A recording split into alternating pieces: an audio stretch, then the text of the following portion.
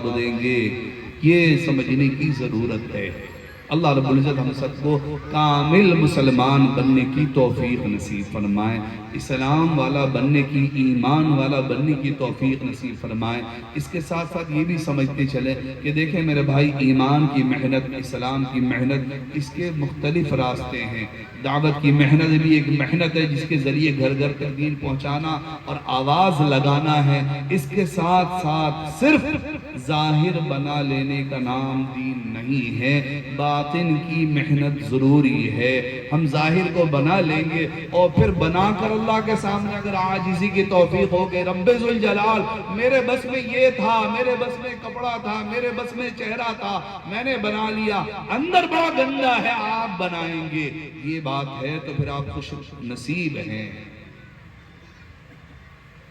اس بنانے کے بعد اگر آپ کے اندر یہ بات آ گئی، میں نمازی ہوں، میں دین کی محنت کرنے والا ہوں، میں کم از کم مسجد 5 وقت آتا جاتا ہوں، فلاں شرابی ہے، فلاں جواری ہے، فلاں ایسا ہے، فلاں ایسا ہے، خدا کی قسم وہ آپ سے بہتر ہے۔ قسم کھا کر صاف لفظوں میں کہہ رہا ہوں، کیوں؟ رب ذوالجلال کا فرمان ہے الکبر ردائی، اور اللہ کے رسول نے فرمایا ہے مال کا تکبر تو مال کا تکبر دنیا میں بربادی کا ذریعہ ہے، اعمال کا تکبر دنیا و آخرت برباد کر دیتا ہے۔ ایک مسلمان کو، ایک اللہ کے بندے کو، خواہ شرابی ہو، جواری ہو، جیسا بھی ہو، جو آپ کی ذہن میں آ سکتا ہو، جتنا گندہ ہو، ایک مسلمان، ایک اللہ کے رسول کے امتی، میں اور آگے چل کے کہتا ہوں وہ شرابی صحیح، وہ چور صحیح، وہ پاکٹ مار صحیح، وہ جو کچھ آپ سوچ سکتے ہیں وہ جیسا گندہ صحیح، اگر آپ نے آپ کو آپ نے سمجھ لے وہ گندہ ہے میں بہتر ہوں، اس دن آپ کا پچھلا تمام نام اعمال صاف ختم۔ آپ جتنے نماز پڑھ چکے ہوں، جو کچھ کر چکے ہوں، ایک مسلمان کی حقارت اللہ کے یہاں اتنا زیادہ ناگوار، اتنا زیادہ ناگوار، اتنا زیادہ ناگوار، یہ اللہ کی غیرت کی بات آ جاتی ہے۔ میرا بندہ تجھے کس نے حق دیا؟ تجھے کس نے حق دیا؟ یہ نافرمان سے اس نے میری نافرمانی کی تھی، تیری تو نہیں۔ میں رب ذوالجلال ہوں، میں نے اسے رزق دیا، میں نے اسے سانسیں دی ہے، میں نے اسے زندگی دی ہے، کیا پتا اس کا آخری انجام کیا بہتر ہو جائے، تیرا آخری انجام کیا بنے گا، اس لیے حقارت کبھی نہیں آنی چاہیے۔ اس لیے میرے ان بھائیوں سے بھی درخواست ہے جنہیں اللہ نے دین کی توفیق دے دی، ظاہر ہمارا بن چکا ہے، باطن کی فکر ہر لمحہ زیادہ کرنے کی ضرورت ہے کہ اب برینڈڈ ہو چکے ہیں، اب اگر ذرا سا خراش آ گیا تو ریجیکٹڈ میں نام ہوگا۔ شہری لوگ ہیں بھائی، ہم سمجھتے ہوں گے نا، جب برینڈڈ ہو جائے خراش آنے کے بعد کیا کہتے ہیں اسے؟ ریجیکٹڈ نہ کہتے ہیں۔ جو لوکل ہے وہ تو لوکل ہے، جب برینڈ لگ جاتا ہے، جب ظاہر ہم نے دین کا بنا لیا، اب اللہ کی یہاں ہمارا معاملہ خاص ہو گیا کہ ہر لمحہ اللہ دیکھیں گے کہیں اترا تو نہیں رہا ہے، کہیں اپنے آپ کو بہتر تو دوسروں کو کمتر تو نہیں سمجھنے لگا۔ اس لیے کسی ایسے بھائی کو جس کے چہرے پہ داڑھی نہیں ہے، اللہ کی توفیق سے میں نے داڑھی رکھ لیا، یہ نہ سمجھے کہ وہ فاسق و فاجر ہے، میں بڑا نیک و پاک باز ہوں، یہ بھی خطرہ ہے۔ نہیں، اس کے لیے دعا کرنی ہے اور اپنے لیے اللہ سے ڈرنا ہے۔ اس کے ساتھ ساتھ اور بھی سمجھتے چلے، جن چیزوں کی اللہ توفیق دے، جن چیزوں کی اللہ کی طرف سے توفیق مل جائے، اللہ کا شکر ادا کرے۔ اللہ آپ نے دینی مجلس میں بلا لیا، آپ کا احسان ہے، میرا نہیں، میرے بس میں کچھ نہیں، آپ کا فضل، آپ نے اپنے دینی مجلس دین کی باتیں کہنے سننے کی توفیق دے دی، آپ قبول کر لیں، آپ دل میں بات ڈال دیں، انشاءاللہ میرا بیڑا پار ہو جائے گا، ورنہ خیریت نہیں۔ اپنے آپ کو سب سے پہلے ضرورت اس بات کی کہ ہم مسلمان بنائیں، مسلمان بنائیں۔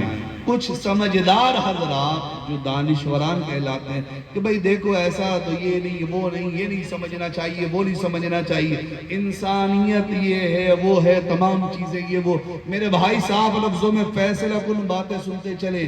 مسلمان بننے کا پہلا فریضہ انسان ہونا ہے۔ انسان بنو گے نہیں، مسلمان بن نہیں سکتے۔ ہم جسے انسانیت کہتے ہیں وہ اسلام کا پہلا سبق ہے۔ یہ الگ سی بات ہے، ہمارا درجہ اتنا نیچے آ چکا کہ اب ہمیں انسانیت کا بھی درس لینا پڑ رہا ہے۔ ہمیں یہ کہنا سننا پڑ رہا ہے کہ ہاں جھوٹ بولنا کبیرہ گناہ ہے۔ ہمیں یہ کہنا پڑ رہا ہے کہ ہر بڑے کا احترام ہم پر لازم اور واجب ہے۔ ہمیں یہ کہنا پڑ رہا ہے کہ ہمارے اپنے آبادیوں کو صاف ستھرا رکھنا بھی ہمارا فریضہ منصبی ہے۔ 1450 سال گزر گئے رسول اکرم صلی اللہ علیہ وسلم کے یہ آسان پیغامات جنہیں ہم بھلا بیٹھے ہیں، آج اللہ نے ہمیں دنیا کے ٹھوکر میں لا کے رکھ دیا۔ آج اپنی بستیوں کا جائزہ لیں، اپنے گھروں کا جائزہ لیں، اپنے گلیوں کا جائزہ لیں۔ لوگ نہیں بلکہ حقیقت ہے، کوئی دو رائے نہیں۔ چاہے بری لگے بھلی لگے، مطلب اس سے نہیں، حقیقت جو ہے وہ حقیقت ہے۔ ہمارے رسول اللہ صلی اللہ علیہ وسلم نے صاف لفظوں میں فرمایا النظافت شطر الایمان، ایمان کا حصہ ہے صفائی ستھرائی۔ اپنے بستی کو دیکھ لیں، پھر ہم مسلمان کیسے ہیں؟ پھر ہم شکوہ کریں کہ مسلمانوں کو حقوق مارے جا رہے ہیں۔ یقین جانے کسی کی کیا مجال، کیا اوقات کہ مسلمانوں کے حقوق مار دیے جائیں۔ مسلمان بنو تو صحیح، بن کے دکھاؤ تو صحیح۔ ایک بستی، ایک گلی ایسا بن کر دکھا دو کہ واقعتاً یہ مسلمانوں کی بستی ہے۔ دیکھو آقا صلی اللہ علیہ وسلم کے فرمان کو ملا لو، ہماری اس بستی کو ملا لو۔ اگر اس کے شان کے مطابق نہ ہو تو کہنا، اللہ تعالیٰ اس بستی کو ایسا روشن کر کے دکھا کہ دوسرے آ کر آپ سے سیکھنے کے لیے آمادہ ہوں گے۔ شرط یہ ہے ہم تو پہلے بنے۔ ہمارے نبی نے ہمیں صفائی کا حکم دیا، ہم بھلا بیٹھے۔ ہمارے نبی نے ہمیں سچائی کا حکم دیا، ہم بھلا بیٹھے۔ ہمارے نبی نے ہمیں ادب سکھایا، ہم بھلا بیٹھے۔ ہمارے نبی صلی اللہ علیہ وسلم نے ہمیں اس وقت پیغام دیا کہ دیکھو ہر بڑے کا احترام اسلام میں واجب ہے، ہر چھوٹے پر شفقت اسلام میں واجب ہے، حق والوں کی حق کی ادائیگی ایمان کا حصہ ہے۔ لا ایمان لمن لا امانت لا ولا دین لمن لا عہد لا۔ صاف لفظوں میں اعلان ہے، امانت داری نہیں ہے، مسلمان ہی نہیں رہے۔ مجھے کہہ لینے دیجیے کیونکہ حقیقت ہے۔ آج ہماری چغل خوری کرنے والا، اب بھائی تھانہ میں جا کر کون انفارمیشن دے گا ہمارے گلی کا نوجوان، فلاں فلاں ایسا ایسا، فلاں فلاں ایسا ایسا، کیوں؟ ہم فلاں صاحب کے ساتھ ہم بڑے قریبی ہو جائیں گے، فلاں صاحب کے ساتھ میرا تعلق ہو جائے گا۔ منافقت کسی اور چیز کو نہیں کہتے، منافقت کسی اور چیز کو نہیں کہتے۔ فلاں صاحب سے میرا تعلق ہو جائے، اس لیے فلاں صاحب میرے بھائی اللہ کے بندے بن جاؤ گے، رسول اللہ کے امتی بن جاؤ گے، اللہ سرخروئی دے گا، رسول اللہ کے دامن کو چھوڑ بیٹھو گے، اللہ کے احکامات کو پس پردہ پس پش ڈال دو گے، اللہ کتنوں کے ٹھوکروں میں ڈالے گا تمہیں پتہ نہیں۔ اس لیے ضرورت اس بات کی پھر سے وہ سبق یاد کرو جو 1450 سال پہلے ہمیں ملا تھا۔ یہ الگ سی بات ہے، ہم نے ان سبقوں کو بھولا ایسے بیٹھے کہ آج اگر کوئی کہنا چاہے تو وہ ہمیں اجنبی معلوم ہوتا ہے، ہمیں اجنبی معلوم ہوتا ہے۔ آج ہماری مسجدوں میں بھی ہم نے تقسیم کر رکھا کہ ہم فلاں ہیں، ہم فلاں ہیں، وہ فلاں ہیں، وہ فلاں ہیں، جبکہ آقا صلی اللہ علیہ وسلم نے پہلی بات میں نہیں کہ آقا صلی اللہ علیہ وسلم نے ہمیں ایک بنایا تھا، امتی کا جسد واحد، ایک جسم کے مانند ہو نہیں سکتا۔ پیر کی چھوٹی انگلی میں کانٹا چبھ جائے، ہاتھ یہ کہہ دے مجھے پرواہ نہیں پیر ہے، آنکھ یہ کہہ دے میں آنسو نہیں بہاؤں گی کیونکہ وہ پیر ہے، زبان یہ کہہ دے کہ میں چیخ نہیں کروں گا کیونکہ وہ پیر ہے، نہیں، پورا جسم بے چین ہو جاتا تھا۔ آج میرے پڑوسی کو پر اگر ظلم ہو رہا ہو، ٹھیک ہے بہت زیادہ بولتا ہے، مزہ چکو، اس لیے میرے بھائی اب بھی اگر ہم ہوش میں نہیں آئے، اب بھی اگر ہم نے اپنے آپ کو صاحب ایمان نہیں بنایا، اب بھی اگر اپنے آپ کو اسلام کے پیمانے پر نہیں ڈالا، تو میرے بھائی جو ہو رہا ہے وہ بہت بہتر ہے۔ اللہ نے ہمیں جس صوبے میں رکھا ہے، جس شہر میں رکھا ہے، اللہ کا فضل ہے۔ اہل اللہ اور ہمارے بزرگان دین، اس ملک کے بزرگان دین فرما رہے ہیں کلکتے والے قدر کر لو، اللہ نے تمہیں بہت بہتر حالات میں رکھا ہے۔ پوچھو جا کے ان سے جنہیں جواب دینا پڑتا ہے کہ تمہارے مسجد میں بیانات کیا کیا ہو رہے ہیں۔ ہم ہوش نہیں لیں گے تو پھر میرے بھائی کل وقت ہاتھ سے نکل چکا ہوگا۔ اگر ہم نے اپنے ساتھ وفا نہیں کیا، اپنوں کے ساتھ وفا نہیں کیا، اپنے دین کے ساتھ وفا نہیں کیا، اپنے سنت و شریعت کے ساتھ وفا نہیں کیا، کل کو جفا کرنے کے لیے کسی اور کی ضرورت نہیں، کل کچھ اور حادثات ہوں گے، ذمہ دار ہم ہوں گے۔ اس لیے آج کم از کم اس بات پر عہد کر کے اٹھیں ہم یہاں سے کہ انشاءاللہ ہم اپنے آپ کو مسلمان بنائیں گے، اپنے اہل خانہ کو مسلمان بنائیں گے۔ ہم نے ٹھیکہ نہیں لیا دنیا کا، اپنے اہل و عیال۔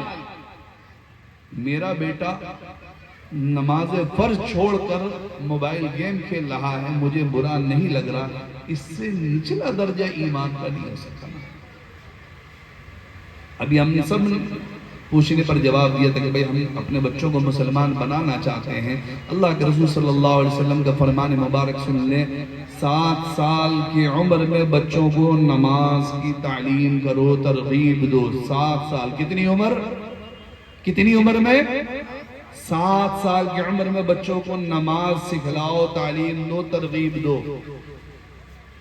اور 10 سال ہو جانے پر اگر نماز بچہ جان بوجھ کر چھوڑ رہا ہو تو تنبیہن لگاؤ،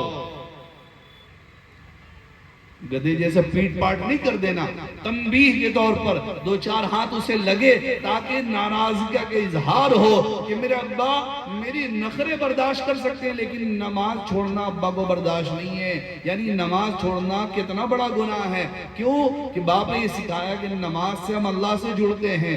میرے بیٹا اللہ سے جڑا رہے گا، کہیں تو پریشان کبھی نہیں رہے گا، تیرے تمام مسائل حل ہو جائیں گے۔ جب باپ اپنے بچے کو یہ سکھاتا ہے کہ میرے بچے جب تو اللہ سے جڑا رہے گا تیرا کوئی بال بیکا نہیں کر سکتا، تو پھر میرے بھائی اس بچے کو نماز پڑھنے میں کہیں کوئی دشواری نہیں ہو سکتی۔ اس لیے میں نے پہلے کہا کہ سب سے پہلے اگر اپنی اولاد کو مسلمان بنانا تو خود اگر ہم مسجد جانے آنے والے بنیں گے تب نہ کہہ سکیں گے بیٹا نماز پڑھ، تب نہ کہہ سکیں گے بھئی نماز چھوڑنا جائز نہیں۔ اس لیے ضرورت اس بات کی اپنے اہل و عیال اپنے گھر میں اگر ہمارا بیٹا پاک ناپاک رہنے کو نہیں سمجھ رہا ہے اور ہم سوچ رہے ہیں کہ میرا بیٹا کانوینٹ اسکول میں پڑھ رہا ہے، اس سال میٹرک پاس کر لے گا، اگلے سال یہ بن جائے گا، اس کے بعد گریجویٹ ہو جائے گا، وہ ہو جائے گا، فلاں انجینئر بن جائے گا، ڈاکٹر بن جائے گا، ہم نے اسے پاک ہونا نہیں سکھایا۔ میرے بھائی ذرا سا توجہ تو کر لو، موت تو کبھی بھی کسی کی بھی آ سکتی ہے۔ اگر آپ نے پاک ہونا نہیں سکھایا، اللہ آپ کی عمر دراز فرمائے، آپ کے موت کے وقت بیٹا ناپاک جنازے کی نماز میں کھڑا ہے، اسے پاک ہونا نہیں آیا، بتاؤ کیا حال ہے؟ پاکی ناپاکی کے مسائل کہاں سیکھے گا؟ کون سے اسکول میں سیکھے گا؟ اور پھر بھی الحمدللہ پہلے کے مقابلے میں مدارس مکاتب میں کچھ نہ کچھ سیکھنا سکھانا ہے۔ سب سے بڑا جو خطرہ ہمارے درمیان لاحق ہے، ہماری آدھی آبادی ہماری بہنوں کی ہے، خواتین کی ہے، اور اس کے اعتبار سے 0.5 بھی نہیں کہہ سکتے، 0.1 کہہ لیں تو وہ بھی زیادہ معلوم ہوتا ہے کہ ہمارے بہنوں کے دینی علوم سیکھنے کا کوئی نظام ہے، بلکہ ہم سے زیادہ مدرسہ سے زیادہ ان کے مسائل ہیں۔